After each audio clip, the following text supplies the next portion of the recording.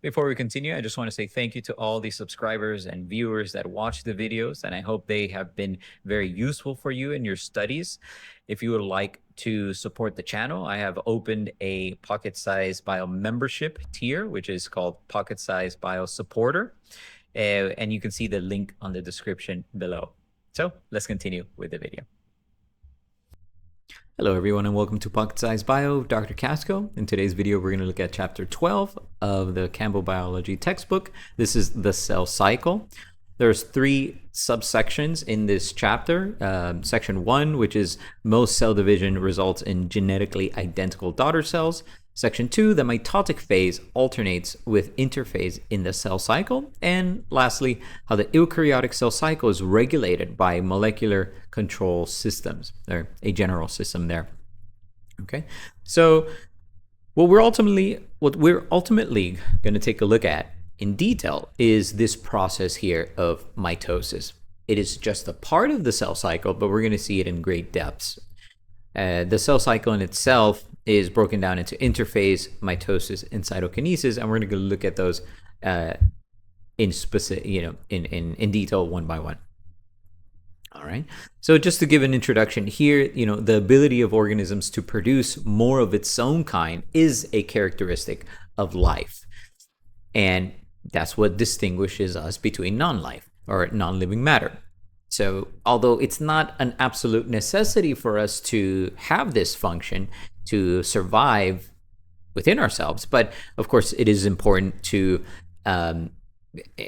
reproduce, the population, and also repair for multicellular organisms, be able to grow and repair and maintain the body in itself. Okay. And in terms of prokaryotic cell or unicellular organisms, you reproduce an entire organism, so you increase the population in that particular cell sense. Okay, so ultimately, cell division enables a multicellular organism to develop from a single cell, such as a fertilized egg, into that a multicellular individual, such as ourselves. Other than that, we can repair and renew cells that have died, and so forth. Okay. This idea of cell division, where one cell splits into 2 cells, is a major part of the cell cycle, which is the overall life of the cell.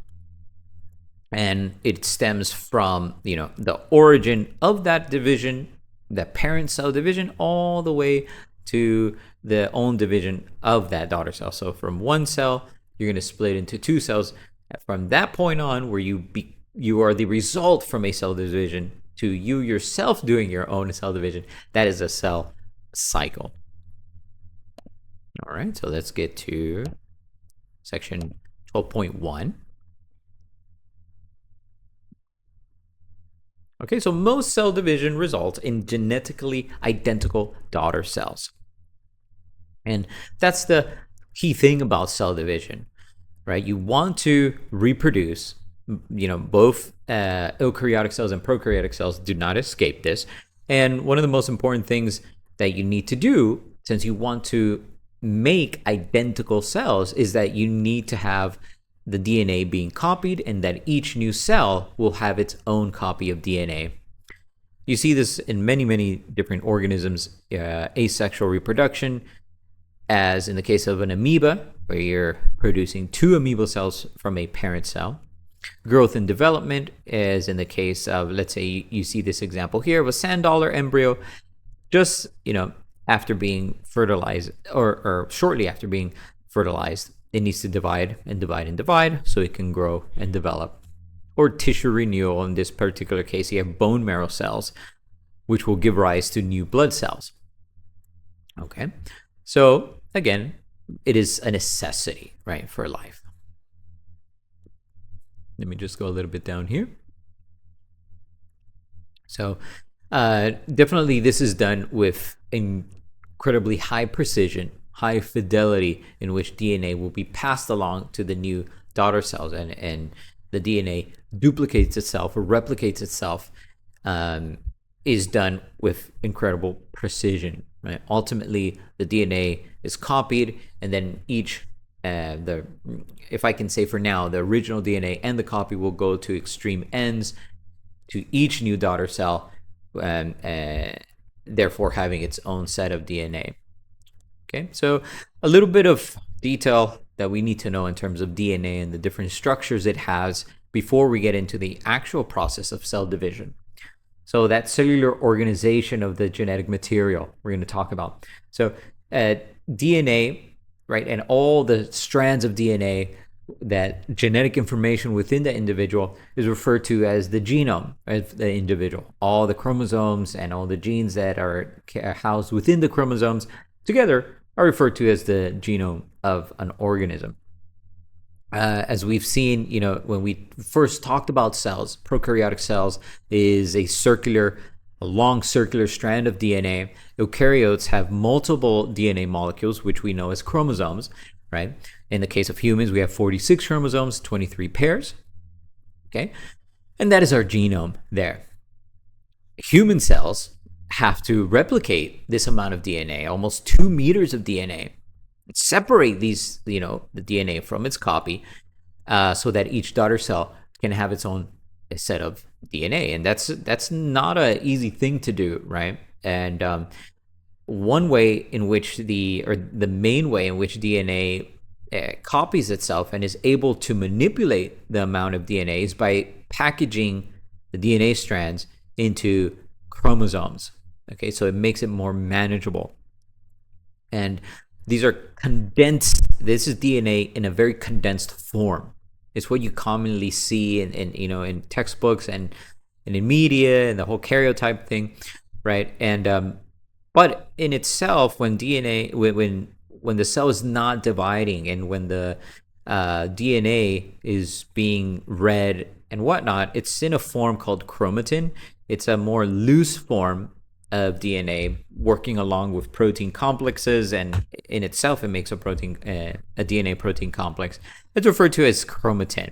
I'm going to talk about this a little bit more in detail later on.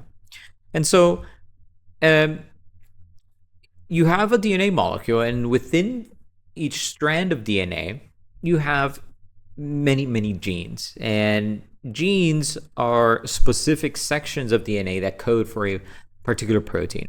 We're going to leave it at that for the moment. And these are units of information that provide a trait for the organism. It could be internal, it could be external, it could be some particular protein that is involved in a pathway regulating structural, for now, that's all we need to know. A gene is coding for a particular trait or protein. Okay, so these proteins, they control gene activity. They are within the chromosome structure, and they help maintain the chromosome structure in itself. And different organisms have different genes, and they have different numbers of chromosomes which house the genes. Okay, for example, humans, in a human somatic cell, which means just a human body cell, has 46 chromosomes, or 23 pairs of chromosomes. So yeah, 2 sets of 23, one from each parent. So we get 23 chromosomes from our mother and 23 chromosomes from our father, and then that totals up to 46. But since they contain the same information, right, in terms of genes, we have 23 pairs, okay, of information. And there's special cells that we're going to talk about in the later chapters, in the next chapter, which is the process of meiosis producing sex cells, or more specifically, human gametes. Okay, you have your sperm or egg cells, and these cells, inside them, they only have 23 chromosomes, not 46, 23 chromosomes. So they have half the number of chromosomes. And they have to be, because whenever you have a sperm cell and an egg cell and they fuse together, they're going to restore that 46 number. Okay, So 23 from the father, 23 from the mother. They restore the chromosome count. Okay, so don't worry about that now. We're going to look at that later in chapter 13. Now, the number of chromosomes in somatic cells varies between species. And don't correlate the number of chromosomes with complexity of an organism.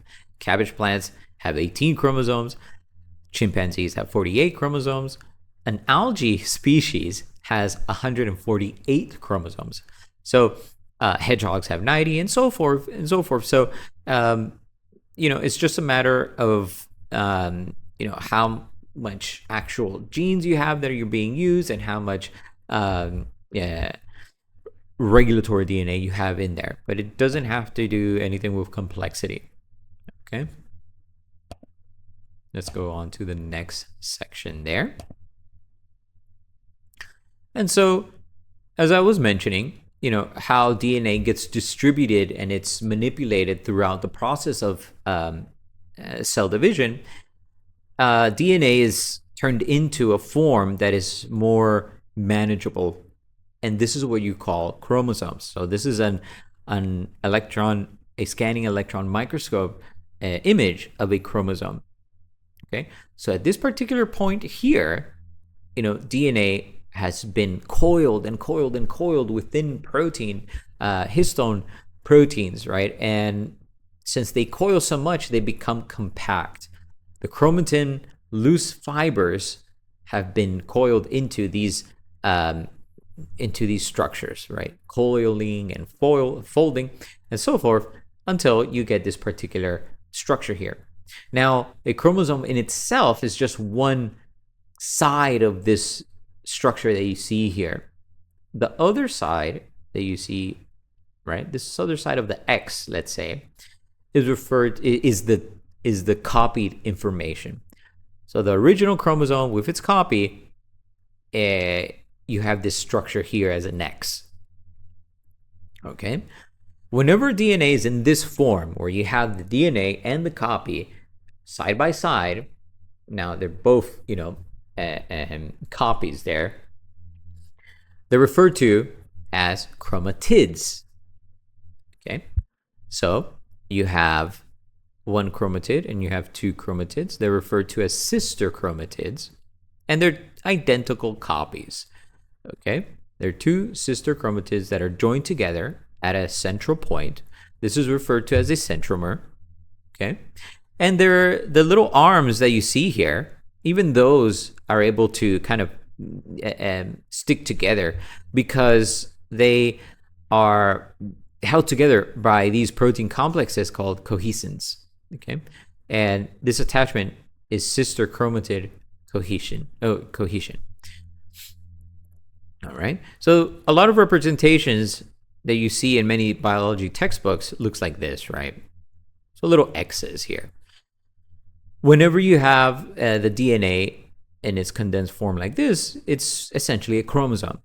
Now, these two together are chromosomes in itself, but when they're in this particular stage where you have these chromosome copies together and they're connected at the center, they're referred to as sister chromatids. So this is a chromatid, this is a chromatid, and since they're attached to each other, they're referred to as sister chromatids. Whenever they separate again and you just have one, they're referred to as chromosomes. Okay, so there's some nomenclature, genetic nomenclature that you need to memorize. All right, so they're referred to as sister chromatids. Okay, and they're held together at particular regions.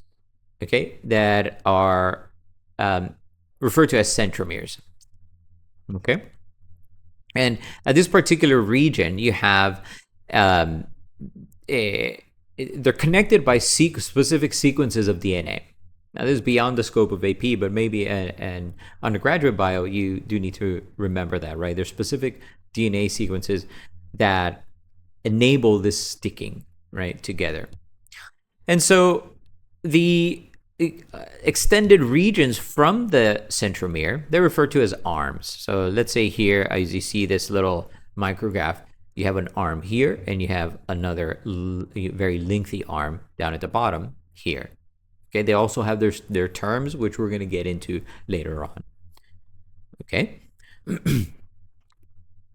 So these sister chromatids, yeah, they separate and they move as the whole process of mitosis occurs, right? And the whole purpose of mitosis is to ensure that these two sister chromatids are going to correctly separate to each new cell.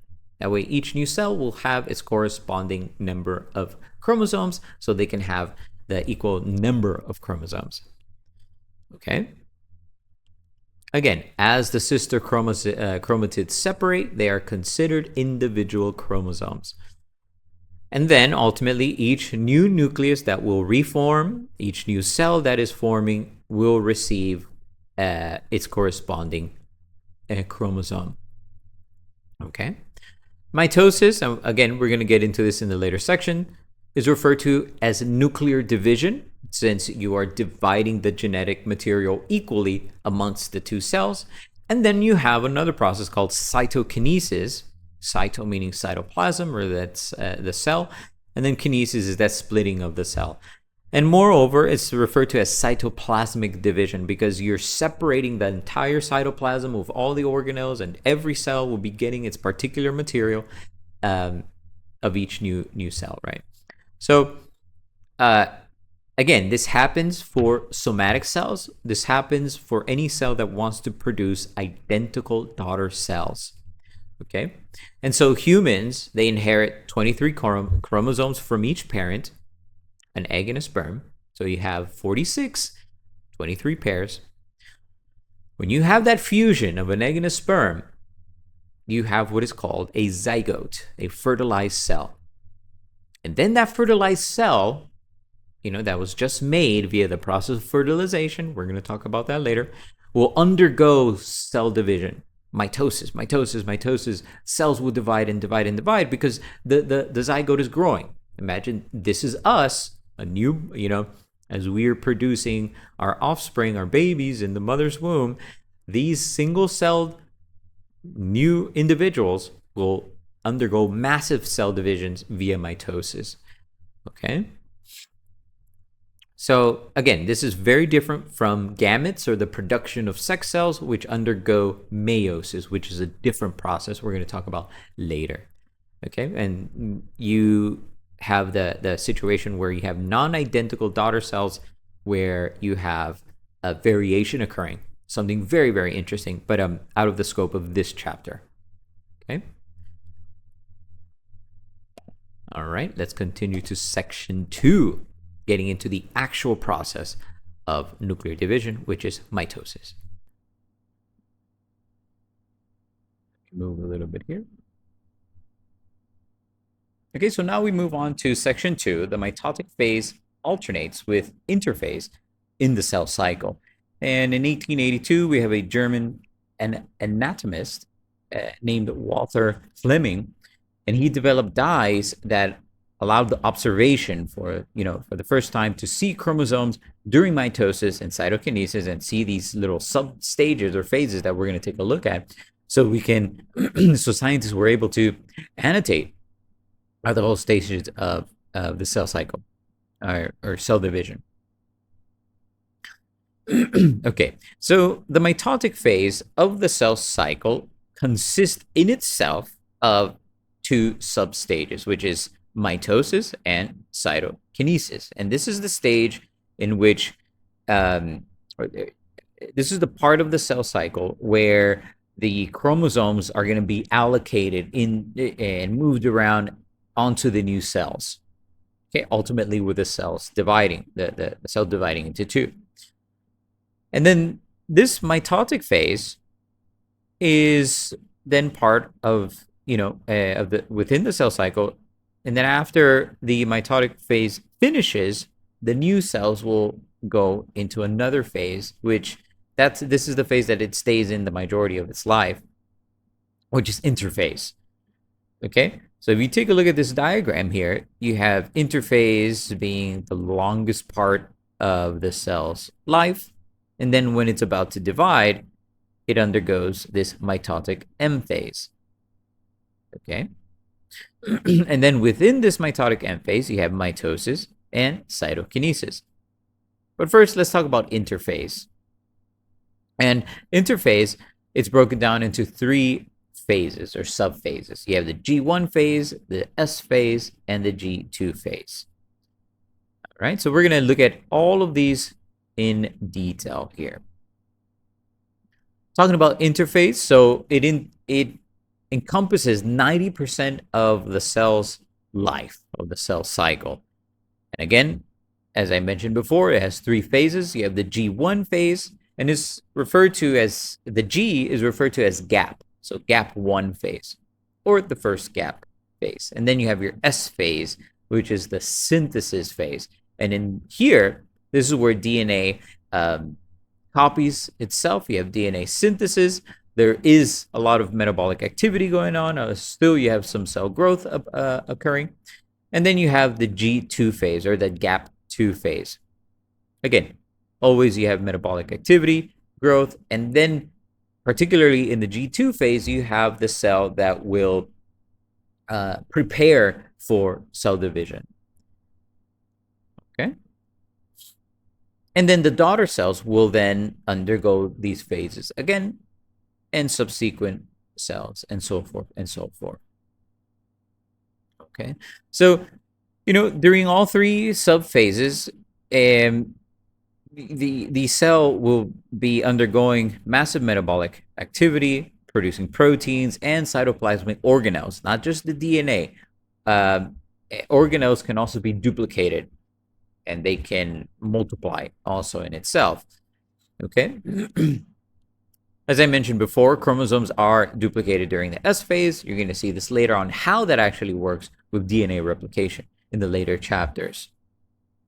A typical human cell might divide once every 24 hours. Now, it depends on the cell type.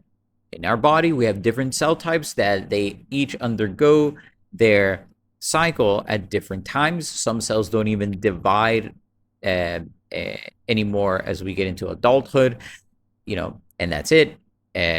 Some cells take a very, very long time to divide. Nerve cells, it's practically, non-existent, if I can say, or they have a very, very, very slow generation time. The same with heart also, and we're going to talk about that later on. Okay, so the M phase, in a typical 24-hour mark, the M phase would last less than an hour.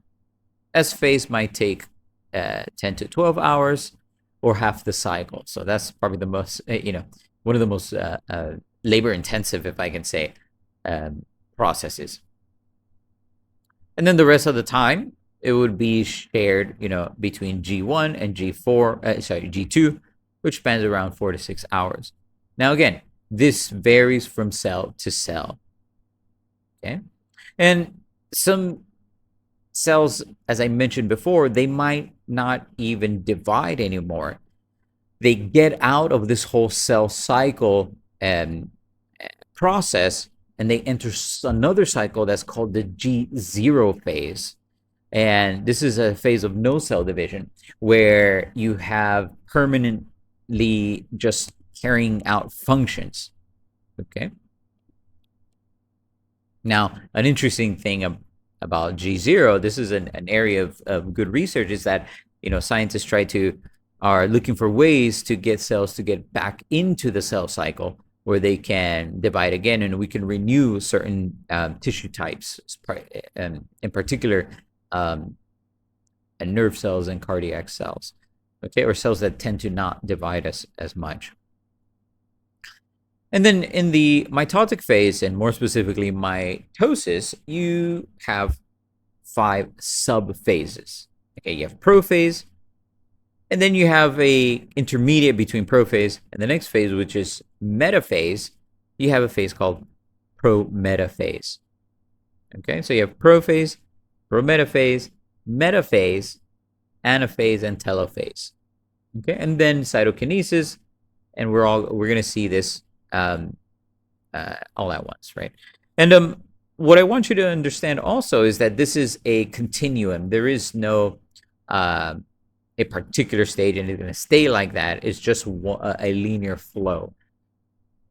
Scientists just have divided this into these phases for easier understanding and mentioning key points that is occurring during this whole continuum. So let's look at each of them in detail here.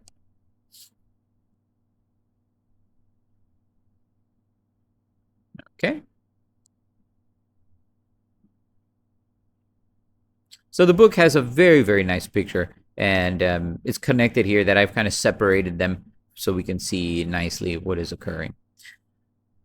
Okay, so in this panel that you see here is just mitosis, but we want to make sure that you are understanding what is happening in the latest part of interphase. Remember, so interphase, you have the G1, S, and G2. For now, what's important to note is the G2 of interphase. During this time, the chromosomes of the DNA has all been copied. It's been duplicated, okay? And it's still in a very loose form, which we know as chromatin. And this chromatin needs to condense in what we talked about as the chromosomes. All right. And another thing that will begin to happen as we shift into prophase is that the nucleus will start to disappear. Okay. Also, we have some other structures, the centrosomes. If you remember from the structures of the cell, the tour of the cell, we have these structures called centrosomes. And these centrosomes have centriole pairs, these fibrous structures that ultimately create the mitotic spindle, which I'm going to talk about here. And this is focusing on animal cells. So let's zoom in to the actual pictures here. Hopefully you can see this well when I'm as I record this. So you have your cell here that is in G2 of interphase. Okay. And of course, you have your nucleus and you have the nucleolus. You have the chromatin that is, housed within the nucleus. You have your centrosome that has these centriole pairs here. Okay. And that's it. Okay. I'm just going to span down a little bit because the graphic here, the diagrams have a very nice summary of the stages here. I think if you just understand these points here, you should be fine with the whole process. All right, and then we get into prophase. Now we enter mitosis. Okay, we go from G2 of interphase into mitosis into prophase, the first stage of mitosis. So what happens here? You have a couple of things occurring. In prophase, one of the main things you need to know is that DNA is starting to condense, starting to coil and coil and coil into these chromosome structures. Now remember that right now, the DNA has been copied already from S phase. So technically you have these chromatid structures, right? You have the little X's, but they're very loosey. They need to condense and coil into these chromatid structures. Okay. Ultimately, they condense into a very tightly packaged structure, which are the chromosomes. Another key thing that is forming is, that is forming is your mitotic spindle. So this is a series of fibers of microtubules that are extending from the centrioles. Now, if you notice, the centrosome consisting of these centriole pairs, they are starting to migrate away from each other. So they're starting to move into opposite extremes of the cell, and they they want to be as far away as possible. Okay. Each of these centrioles are also having little extensions of fibers, okay, at their base here, and that is referred to as an aster, okay? So you have very short microtubules that are extending from the centrosomes, from these ultimately these centriole pairs, okay, and they're called asters. All right. I like how they show these micrographs here. All right. So you're having the condensation, and then we can refer to this next phase, metaphase or late prophase. What's happening now is that the nuclear membrane, okay, and the nuclear membrane also, begins to disappear in prophase. Okay? You can think of prometaphase as, late prophase. So you have prophase, prometaphase, and here the nuclear envelope will start to disintegrate. The centrosomes that you see here will start to, complete. They're migrated to the extremes. The microtubules have extended well throughout the cell, and then some microtubules actually attach to the centromere area of the chromosomes. Okay, and in this particular case, the chromatids. Okay, because they're in the copy form, they're both duplicates, right? And they're stuck to each other by the cohesins. They're in the sister chromatid phase, right, or form. Now, you see these little circular structures here. These are kinetochores, okay? And these are protein complexes that enable the microtubules to come in and attach to them. Now, if you notice, there is one microtubule attaching to one side of the chromosome and another microtubule attaching to the sister chromatid. So 1 for 1. And what's happening is that there's a pool between each of these microtubules on the sides. So let me just kind of try to grab here. You're having a little pool from one side to another, and ultimately you're going to get a balance, okay, such that, and I'm going to move a little bit down here. Let me just pane out here. Okay. And I want to show you the notes also so you don't skip anything. But everything that I'm talking about is on these little paragraphs. And also, I'm mentioning it, but just for you to have the notes here, you can take a look at that. You can pause the video to see, to write down the notes there. Okay. Now let's move on to the next phase. So ultimately, these microtubules from each extreme are pulling, and there's a little mini tug of war, if I can say. So much so until you reach a balance point, which we get into our next phase, which is metaphase. Okay? So you have this here. Metaphase is characterized by the sister chromatids aligning at a central region, okay, at a very nice equatorial plane, other known as the metaphase plate. So if you see here, very, very nicely aligned.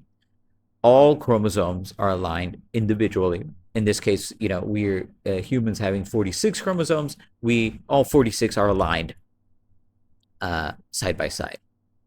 Okay. They're aligned together, side by side. The centromeres and the centrosomes are at the extremes now. And what happens after metaphase? It's essentially in metaphase, that's everything that happens. There's an alignment in the center of the cell at the metaphase plate.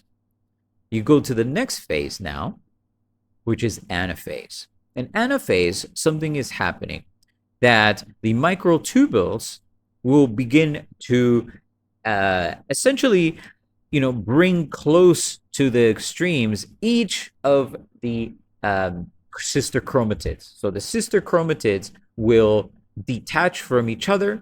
The cohesins, will begin to break down.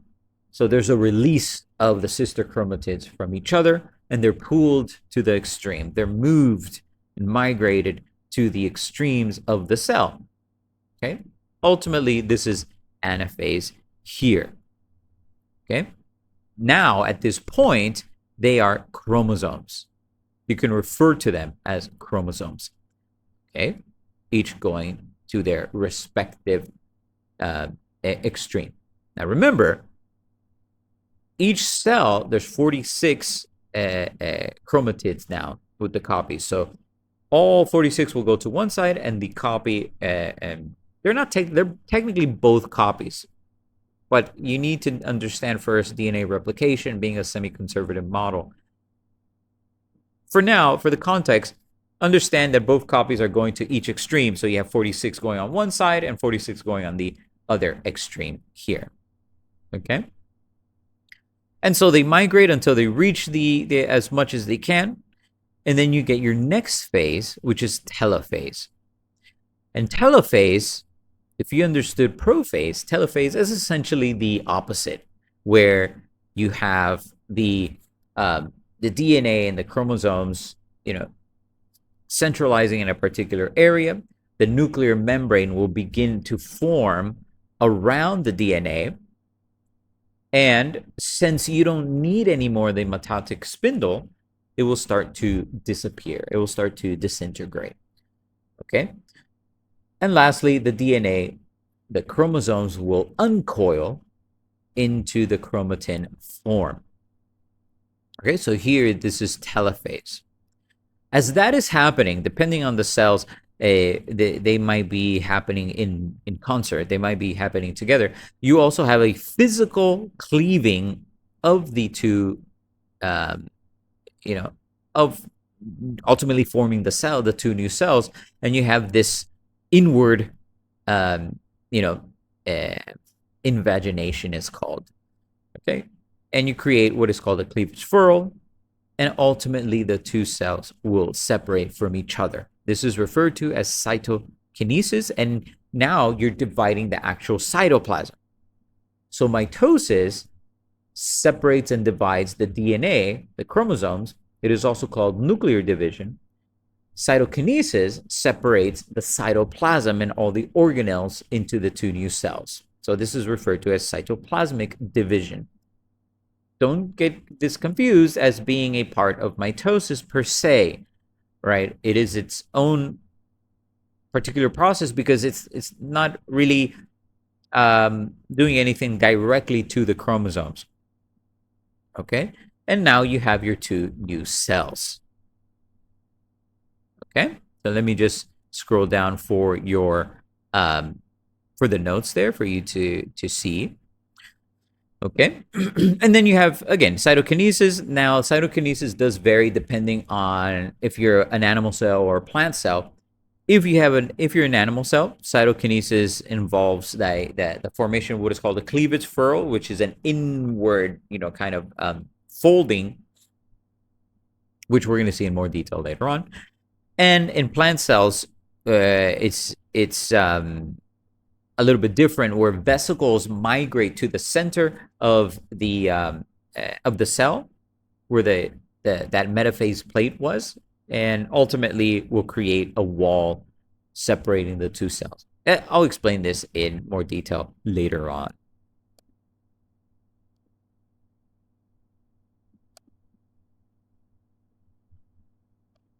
Okay. So I do want to mention the following is covered in this. It is in this book, but not. It might be a little bit too much for AP students. So I've suggested to my students to not study this particular section just because it's a little bit too detailed. But again, I'm covering it just to follow with the Campbell Biology context. All right. So let's talk a little bit more about the mitotic spindle in itself. So I've been mentioning that they're microtubules and they're fibers, consisting of proteins, and they are the kind of the main functional force or the driving force that will move chromosomes and the chromatids around. And what actually happens in the mitotic spindle with these microtubules extending, it's all a matter of, the elongation or so elongation is which other known as they're polymerizing, okay, since they're proteins and they're chaining up, more of these tubulin proteins, the subunits of tubulin, will be attaching. So ultimately, they're polymerizing. So when I'm referring to elongate, have that in mind, right? That they're polymerizing more and more and more, but also they can shorten or depolymerize, okay, by losing some of the subunits, the protein subunits, okay? So just to have that in mind there. And as we looked into, and I'm just going to kind of move this a little bit higher here for you guys to see. I'm going to zoom in also. So when we talk about, let's say, assembly or deassembly, it's all a matter of, polymerizing or depolymerizing, and then assembly essentially begins in prophase, right, where you have this mitotic spindle starting to grow and grow and grow at the centrosome, okay, or this whole, organizing microtubule organizing center, okay. Sorry about that. So in animal cells, the centrosome has a pair of centrioles at the center, but the centrioles are not essential for cell division. This is quite interesting in itself. If the centrosomes of an animal cells are destroyed by a laser, the spindle still forms during mitosis. And this is a good area of research on formation. There's some cells in animals that you can actually take out some of the centrioles, and the fibers can still form. The spindle in itself can still form there. Okay. But again, the book doesn't dive into so much extraordinary detail, so don't worry about that for now. In terms of plants, the centrosomes of plants lack centrioles, but they can still form spindles. They lack centrioles, but they can still form spindles. So that's a nice also line of evidence on this actual usage of centrioles there. So let's take a look at interphase. We know that the centrosomes are duplicating, right? So you need one for each pole, okay? And you're going to have the mitotic spindle forming. And as I mentioned before, in the centrosome, the microtubules are starting to form from this area here. Centrioles are starting to be pushed apart, okay? And then they are in opposite ends of the cell, as you can see here.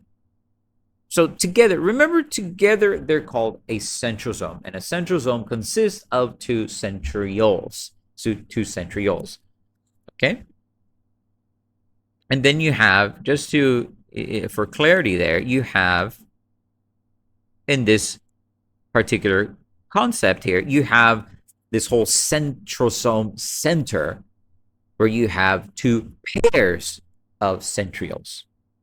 So technically, there's two centrosomes in here, creating a whole, massive centrosome complex. Okay, so let's continue down. All right. As I mentioned before, the aster, I won't really, reiterate that again. I don't want to give you too much redundancy there.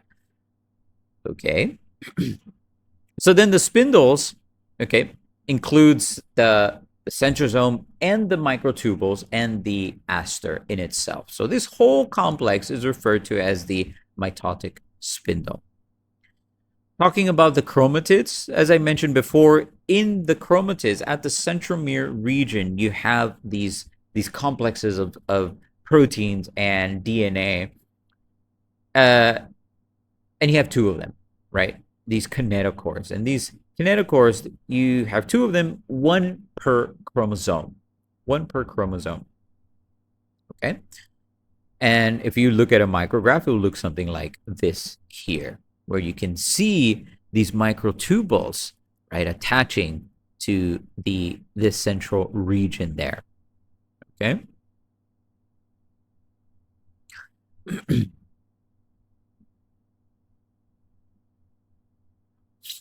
All right.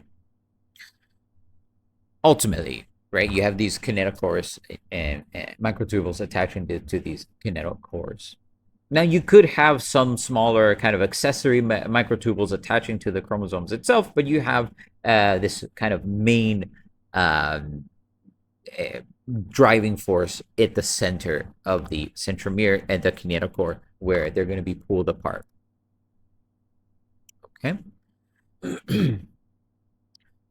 Okay, so as I mentioned, just to ensure that I'm going through the notes here for you, when a chromosome's kinetochore is captured by the microtubules, the chromosomes ultimately will be migrating to each of the poles. Okay, and as I mentioned before, there's a kind of a tug of war until you get a nice central balance where the chromosomes have migrated to the center, and they are at the metaphase plate there.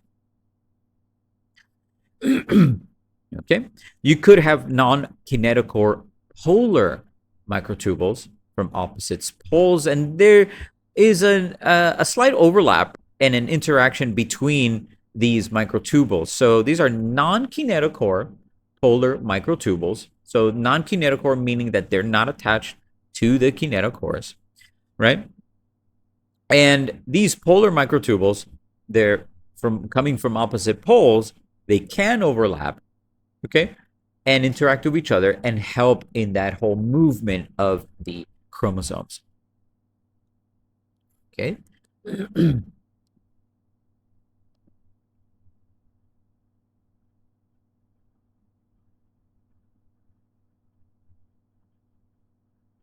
All right, so we continue with anaphase here, and then in anaphase, remember, here's where the chromatids will detach from each other, and they ultimately break down, right? Sorry about that knuckle cracking there. There's an enzyme called separase, and this separase will ultimately break down these cohesins, enabling the chromosomes to be liberated from the chromatids, to be liberated from each other, and they move to opposite poles. Okay. So how do the kinetochores function in the poleward movement of the chromosomes? So there's two mechanisms that occur in this situation. So you have motor proteins being involved. Okay. So some researchers have shown that the motor proteins, they walk on the kinetochores. Okay, sorry. The motor proteins on the kinetochores. How can you walk on a protein? On a protein complex. So the motor proteins on the kinetochores will walk on the chromosomes, and you've probably seen some visuals on YouTube about that, where you can see some little motor proteins kind of shifting their little feet to their molecular feet, in some particular way. And as these chromosomes, they're kind of walking alongside the microtubules, these microtubules will also be depolarizing, okay, at the kinetochore ends after the motor protein has passed. So imagine you're a little, you're a little protein that's walking, and the floor behind you is breaking apart. So you're running to get to the end there. Okay, so that's what it's referring to. The kinetochores attached to the microtubules, and they are walking towards the to the poles. Okay, there's some other researchers that have shown that chromosomes are reeled in by motor proteins at the spindle poles, and that the microtubules depolarize after they pass by the motor protein. So in this particular case, you have a reeling in. So one thing is breaking down at the end of the microtubule, and then you have another method, if I can say, where the microtubules are reeling in the chromosomes as they're coming in closer and closer to the poles. Okay. So research has shown that there's relative contributions of these two mechanisms there. But again, this is some area of study. Okay. So non-kinetochore microtubules, talking about those microtubules that are not connected to the microtubules, they're responsible, and I'm going to highlight this because it is important for you to note. Oh, sorry. Let me just write this down here. Okay. So non-kinetochore microtubules are responsible for lengthening the cell along the axis that is defined by the poles. So you have these poles here, and you have the two extremes here. So the microtubules will be lengthening along that kind of plane, if I can say. So in dividing animal cells, the microtubules will elongate during anaphase. Non-kinetochore microtubules, they interdigitate, and so they overlap across the metaphase plate.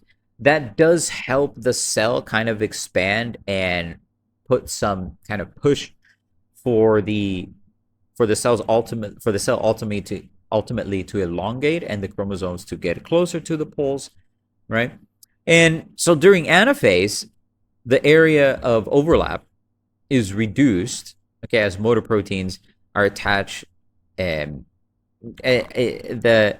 area of overlap is reduced as the motor proteins are attached to the microtubules, again, walk them away, so from one another. So, of course, you do need some energy to be doing this whole process of ATP. Okay, as microtubules, they're pushed apart. They lengthen, okay, by the addition of new tubulin monomers. So you could have these subunits that are coming in and reforming to their overlapping ends. So as they're overlapping more, okay, they can help, regulate the movement of the chromosomes and the cell as a whole to move around. Okay, so at the end of anaphase, the duplicated chromosomes ultimately have been migrated to the ends of each incoming, daughter cell. Okay, and then as you get into telophase again, all these microtubules will start to disintegrate, depolymerization, to the point that you don't need them anymore and they disappear. Okay.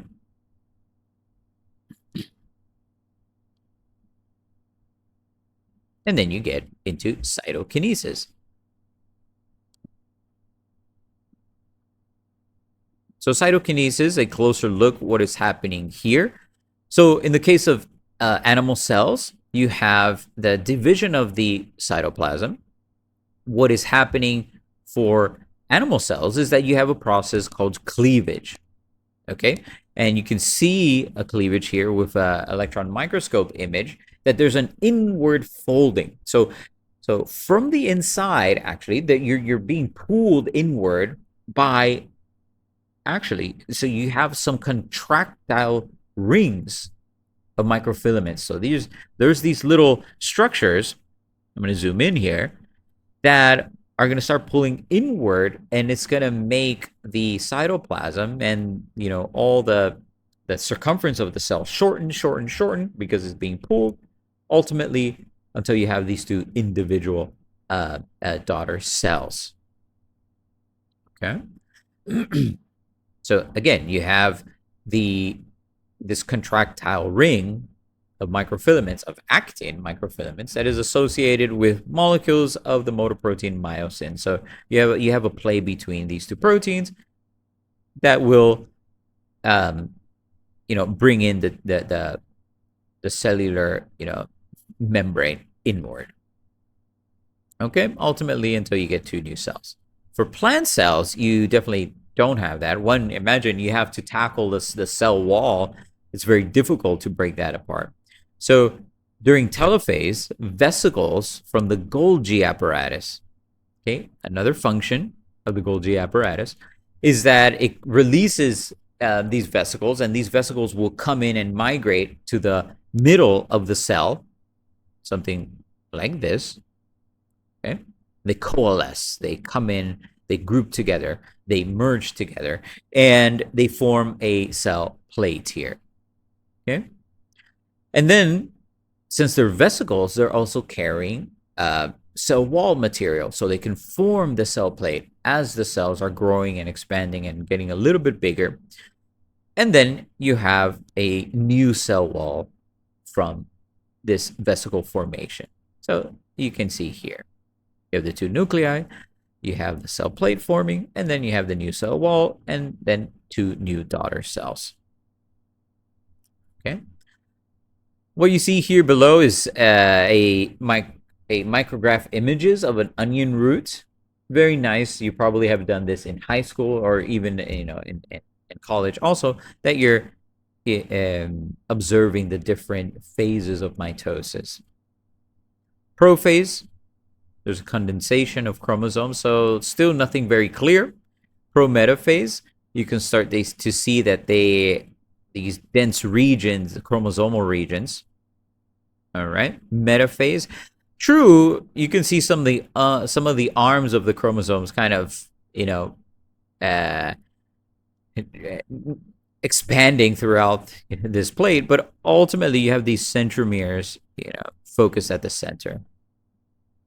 Anaphase, a very nice depiction of the chromosomes separating from each other. And then telophase. This is more characterized by having a cell plate here, and then an early nucleus forming when you have still condensed regions of DNA. Okay. Let's continue on here.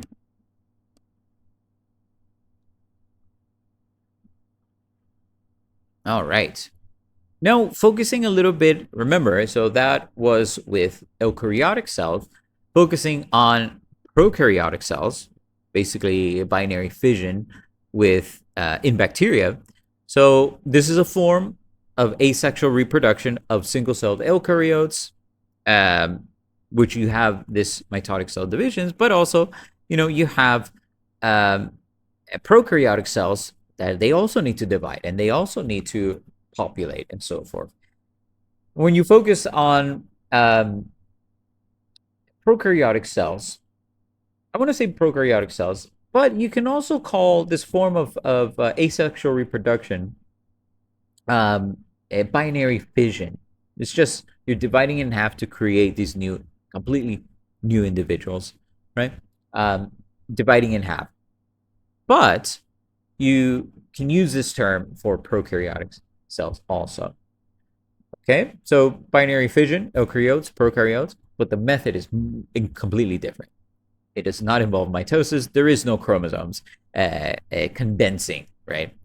You only have one circular chromosome. You don't have the linear chromosomes condensing. So as we just kind of review there from earlier chapters, bacteria have, that circular DNA molecule, just one chromosomal structure there, and with some proteins associated with them. Okay, let me just zoom in now so we can look at the images. So as bacteria, are smaller and simpler than eukaryotic cells, they still have large amounts of DNA. Only because it's one circle, it doesn't necessarily mean that it's tiny.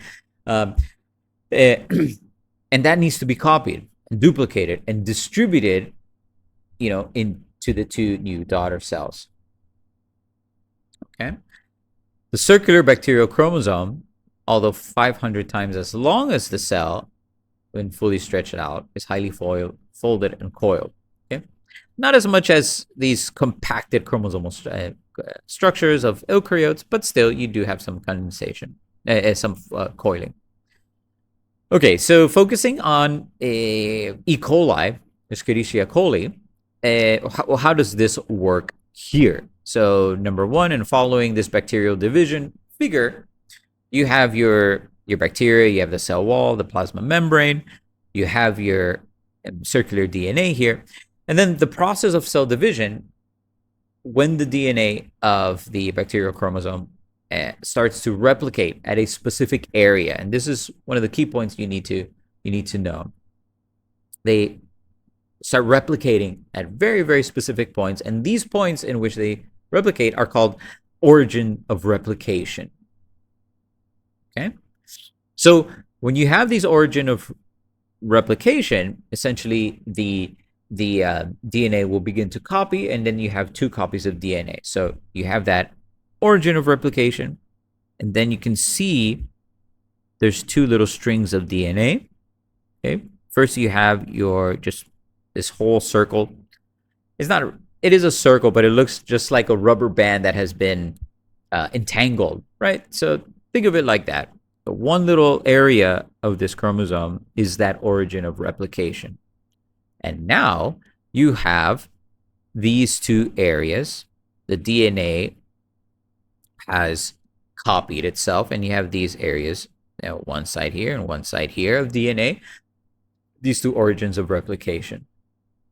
And so as you have this little bubble, okay, of DNA, and it will start to run along the DNA strand, the whole circular strand. So the chromosome will continue to replicate. One origin will move toward each end of the cell. Okay, so what does that mean? It means, so you have one side of the DNA that copied DNA, and so you have your other copy. So they will literally kind of peel from each other, and then as they're peeling from each other, when I mean peeling, they're copying, but each side will move to the extremes, right? So one side will move over here, and another side will move over here, or stay in that side. Okay? So soon after, one copy of the origin will move rapidly to one side by actin-like proteins. Okay, and as that is happening, the cell is elongating. And in some bacteria, you even have origins of replication attaching to the cell membrane that they can help them mechanically move to the extremes there. And then when replication is complete, the plasma membrane will pinch inward. Ultimately, we see here, you have some kind of pseudo, if I can say, cleavage for, but there's no proteins. Okay. It will pinch inward to divide that parent cell into two daughter cells. Okay. So in that sense, the movement of these origins is similar to that, centromere regions of eukaryotic chromosomes. But one thing needs to be clear is that bacterial chromosomes lack any, mitotic spindles or even microtubules. Okay, so it's all a matter about proteins moving along. Okay. So the way of these origins of replications that end up at the opposite ends is, possibly anchored by, proteins and the cell membrane interaction and so forth. But you don't have a complexity of a mitotic spindle. Okay.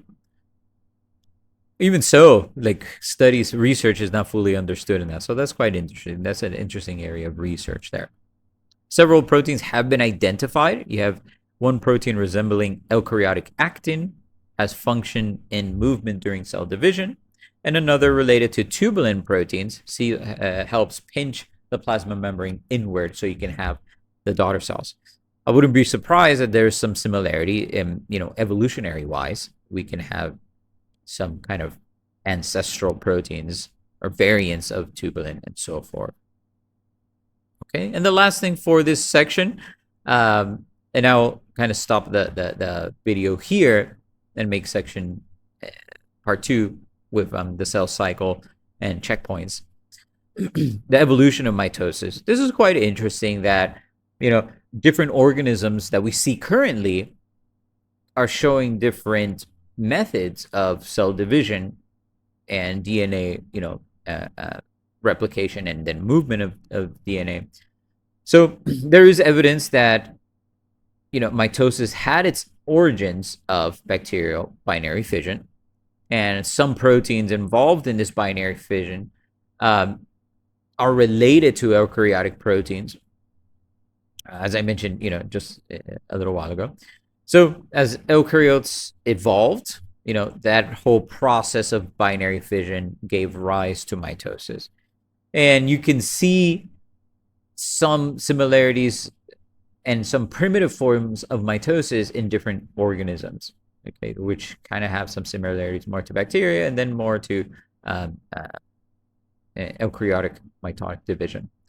So variations in cell division in different groups of life, show some similarities in mechanisms by ancestral species, if I can say,